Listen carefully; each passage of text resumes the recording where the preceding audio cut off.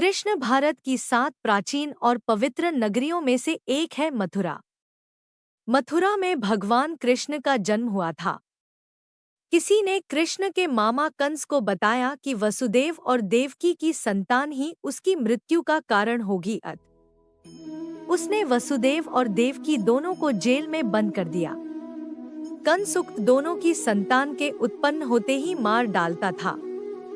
भविष्यवाणी के अनुसार विष्णु को देवकी के गर्भ से कृष्ण के रूप में जन्म लेना था, तो उन्होंने अपने 8वें अवतार के रूप में 8वें मनु वैवस्वत के मनवंतर के 28वें द्वापर में भाद्रपद के कृष्ण पक्ष की रात्रि के 7 मुहूर्त निकल गए और 8वां उपस्थित हुआ। तभी आधी रात के समय सबसे शुभ लग्न उपस्थित हुआ।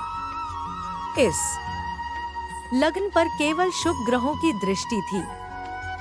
रोहिणी नक्षत्र तथा अष्टमी तिथि के संयोग से जयंती नामक योग में लगभग 3112 ईसा पूर्व अर्थात आज से 5126 वर्ष पूर्व को हुआ। ज्योतिषियों के अनुसार रात 12 बजे उस वक्त शून्य काल था। यमुना के पार गोकुल जब कृष्ण का जन्म हुआ तो जेल के सभी संतरी माया द्वारा गहरी नींद में सो गए। जेल के दरवाजे स्वतः ही खुल गए।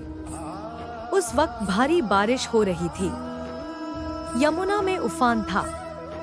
उस बारिश में ही वसुदेव ने नन्हे कृष्ण को एक टोकरी में रखा और उस टोकरी को लेकर वे जेल से बाहर निकल आए। कुछ दूरी पर ही यमुना नदी थी। उन्हें उस पार जाना था, लेकिन कैसे? तभी चमत्कार हुआ। यमुना के जल ने भगवान के चरण छुए और फिर उसका जल 2 हिस्सों में बंट गया और इस पार से उस पार रास्ता बन गया। कहते हैं कि वसुदेव कृष्ण को यमुना के उस पार गोकुल में अपने मित्र नंदगोप के यहाँ ले गए। वहाँ पर नंद की पत्नी यशोदा को भी एक कन्या उत्पन्न हुई थी। वसुदेव श्री कृष्ण को यशोदा के पास सुलाकर उस कन्या को ले गए। गोकुल माँ यशोदा का मायका था और नंदगांव में उनका ससुराल। श्री कृष्ण का लालन पालन यशोदा व नंद ने किया।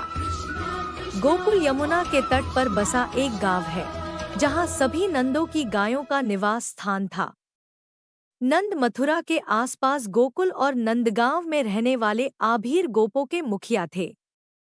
यहीं पर वसुदेव की दूसरी पत्नी रोहिणी ने बलराम को जन्म दिया था।